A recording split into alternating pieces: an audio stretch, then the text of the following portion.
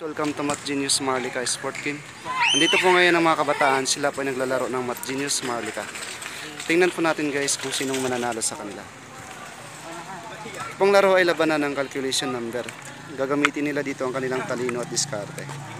Sino po yung huling kumuha ng Jolin? Siya po ay tatangaling panalo. Kailangan nila dito gumawa ng strategy, technique, pattern para manalo sa laro. Pwede sila kumuha isa o dalawa kahit ubusin nila yung isang grupo lang. Sino kaya ngayon guys ang mananalo sa kanila? Kumuha siya ng dalawa. Ngayon po halos tag-iisa na lang matitira. Sino kaya ngayon guys ang mananalo? Ayun, checkmate. Panalo si Bert. Tag-iisa na lang po. Alam na kung sinong panalo. Okay, panalo siya.